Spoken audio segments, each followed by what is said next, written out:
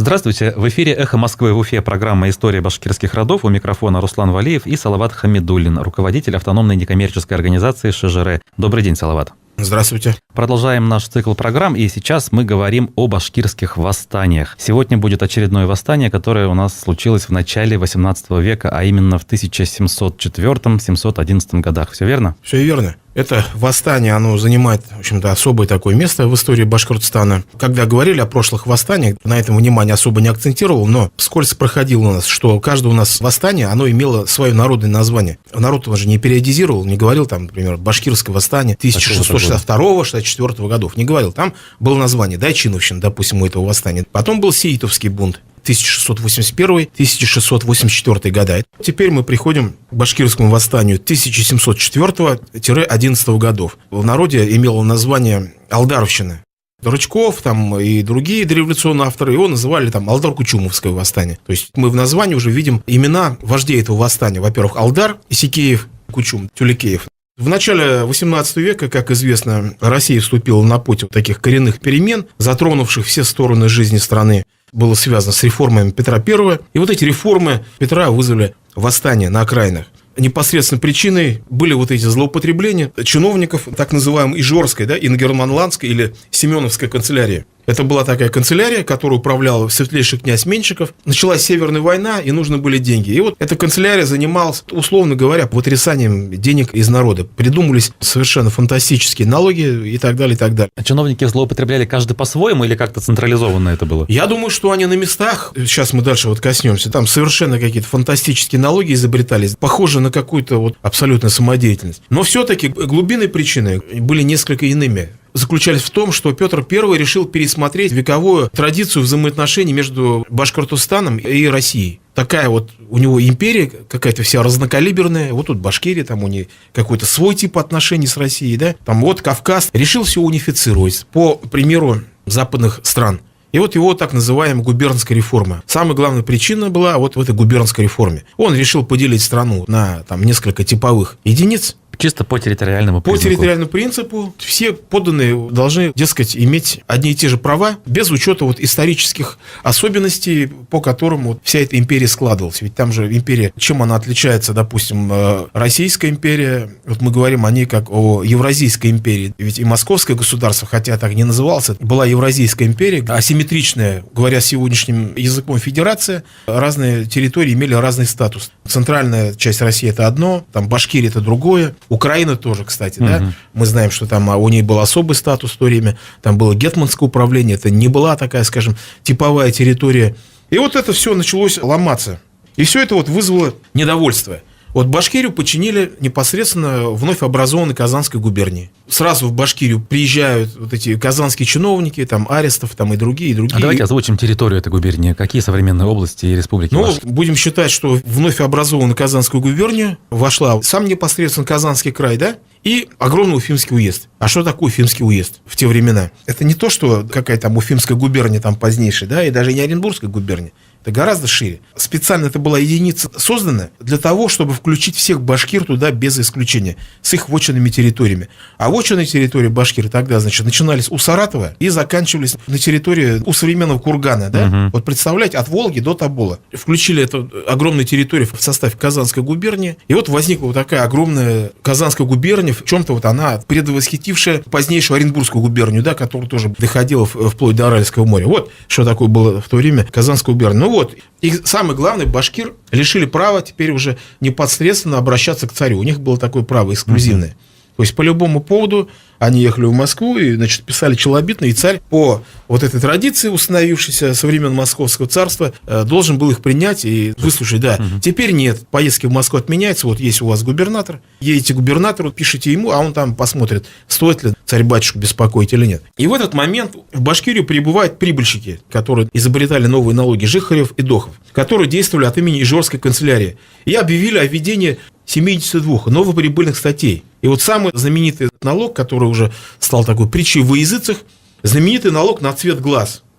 2 алтына платишь, если у тебя глаза черные, и 8 алтынов, если у тебя серые или голубые. Это на башкир, ввели. Это самый смешной налог. Чиновники были жестоко избиты. Это происходило, зачитка, чтобы люди понимали, где это происходило. Вот на песке, так называемом. Песок, это сейчас где-то ныне Уфимский пляж. За рекой Белой. На пляже это было традиционное место, где из Уфы на лодке переправлялись чиновники, и вот там на песке башкиры зачитывали указы от правительства. Поэтому, когда вот люди купаются на пляже нашем, пусть знают, что это вот такое было своего рода, как в Москве, лобное место, где вот народ на Красной площади оглашали указы царя.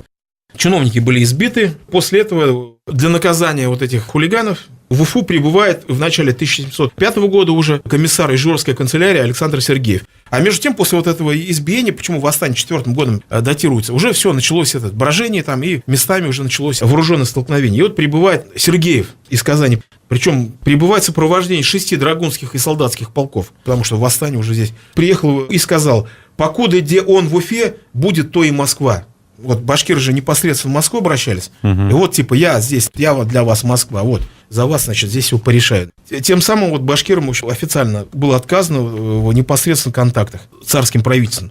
Для прекращения практики башкирских посольств казанские власти по дорогам расставили караулы, опять цитата, чтобы мимо Казани к Москве никому не ездить, и хотели вешать и казнить. И дальше Сергеев, явно человек с какой-то патологией, собрал в Уфе представителей знати башкирской и устроил ему в кавычках угощение, которое, в общем-то, походило на экзекуцию. Опять цитата. «Вина и меду поставя, и зелье положа, в неволю поил, кто и век свой меду и вина не пивали. Азей, то есть Хаджеев, Азей и Мулов и Ахунов их поил, а ежели кто не станет пить, тех бив палками насильно поил. И напившиеся, где лежали без памяти, а лежачих, где людей порохом полил, солому огнем сжигал, на руки свечи прилеплял, другим в горсти пороху, насыпав огнем полил, а сбережась лежалых людей, сызнов подняв, поневоле поил, желая поморить. Всякому пьяному, лежачим людям, держав против солнца, зеркало свое, рожи и голову жег, и который тронется, еще поил, чтобы поморить». Известно ли, сколько людей там пострадало? Ну вот, в общем, несколько человек погибло, одним словом, вот от такого угощения. Вот. Причем это все были непростые люди. Там старшины, вот как он говорит, значит, ахуны, муллы, хаджи и так далее. Затем, значит, Сергеев подумал, что все, так сказать, всех запугал, и, в общем, обратно поехал в Москву. По дороге опять начал терроризировать местное население, приехал в Мензелинск, требовал лошадей и денег. Пострадал в этом башкир Байлярской волости Дюмей Ишкеев. Его аул был полностью разорен по приказу Сергеева. Но мало того, Сергеев, значит, взял у него 64 лошади, 25 коров, захватил жену и дочь и отвез, значит, в Казань. Дюмей Ишкеев, башкир Байлярской волости. Это деревня сейчас Димитарлау, Сармановского района, это Татарстан. И вот написано, значит, казанский дворянин Сидор Арестов пишет: «Дюмейка с братьями и с племянниками и с другими бунтует, паче же возмущает и разоряет сел и деревни». После поимки в следующем году в одном из донесений о нем говорилось: «Ведомый вор и бунтовщик башкирец Дюмейка с товарищи, который прошлого лета в Казанском уезде сел и деревни разорял, людей побивал и в полон брал и стада отгонял». Вот, началось восстание. Одновременно вспыхнуло восстание в Астрахани. Опять, как бы оно с башкирским восстанием никак не было связано, там у него были свои причины. На Дону началось брожение, на Северном Кавказе. И вот для подавления всех вот этих мятежей, которые начались на юго-востоке империи, с шведского фронта был снят самый, так сказать, лучший на тот момент полководец Петра I, фельдмаршал Борис Шереметьев, и был послан в Поволжье. Приехал Шереметьев в Казань и пишет: «А здешний народ пуще опасается башкирцев, нежели Астрахани». То есть Казань сидит как бы такая зажатая с двух сторон, Нижний Поволжье в огне, Астрахань бунтует, с востока башкиры. И вот казанский народ типа пуще боится этого. А население Астрахани тогда какое было по национальности? Абсолютно русский город. В окрестностях Казани, правда, проживали там небольшие так называемые юртовские нагайцы. Ну, основное население, естественно, это русские, значит, там стрельцы, казаки и так далее. В письме к канцлеру Головину Шереметьев повторно выражал свои опасения, вторично подтверждая: «Доношу вам, что больше надобит от башкирцев опасения иметь, нежели от астраханцев. Вам известно, сколько их много, и каракалпаки с ними, и до самой Сибири все орды. Унимать их будет с трудом, не надобит их слишком злобить, полно нам покуда шведов». Шведская война шла.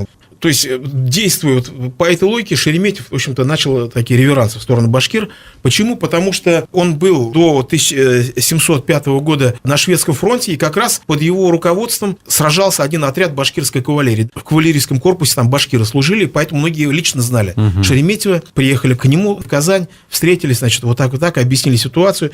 Шереметьев пошел им навстречу, выпустил из тюрьмы, из казанской тюрьмы всех арестов, в том числе вот Дюмей Ишкеева, отправил его в Москву. чтобы вот он донес царю, что вот как казанские власти беспредельничают, да, и Дюмей Ишкеев поехал в Москву.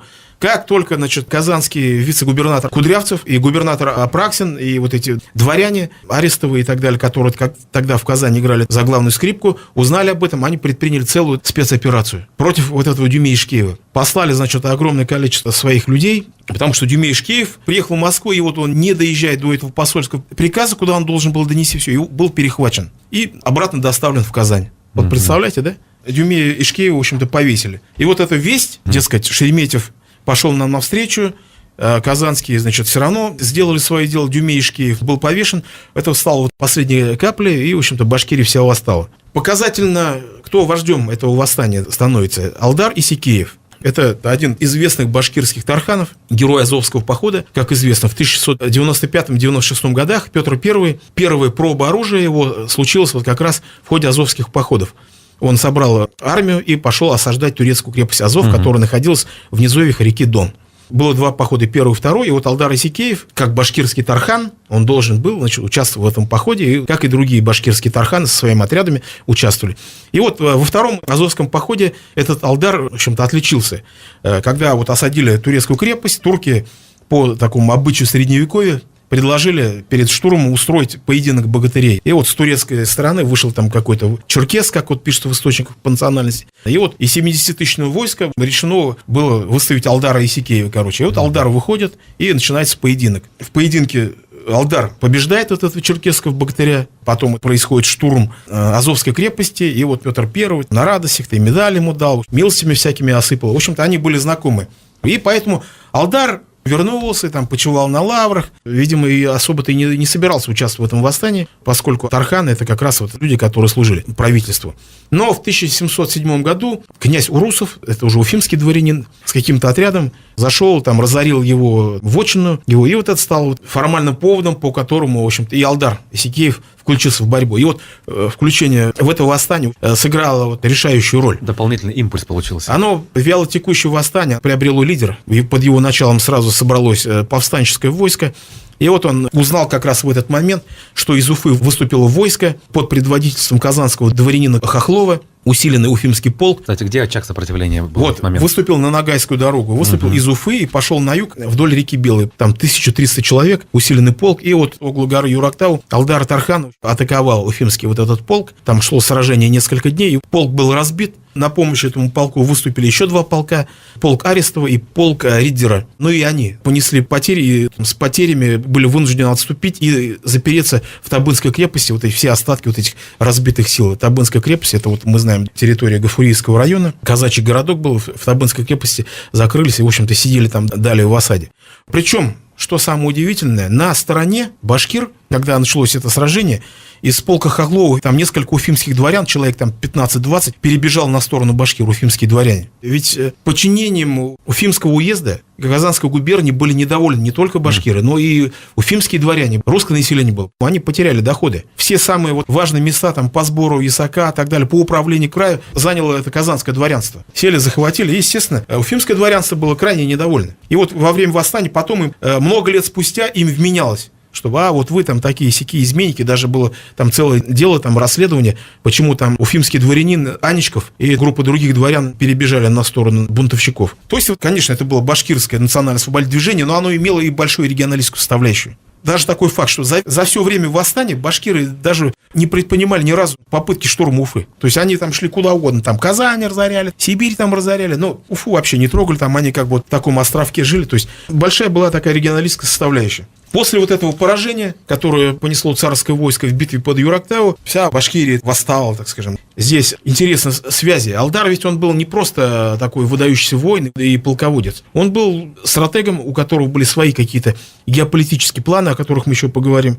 Допустим, но поговорим мы о них, наверное, в следующей программе, поскольку время нашего эфира заканчивается. Я напомню, что в эфире была программа «История башкирских родов», в которой мы с Салаватом Хамидуллиным, руководителем автономной некоммерческой организации ШЖР, разбираем историю башкирских восстаний. Спасибо большое, Салават. Спасибо. До новых встреч. До свидания.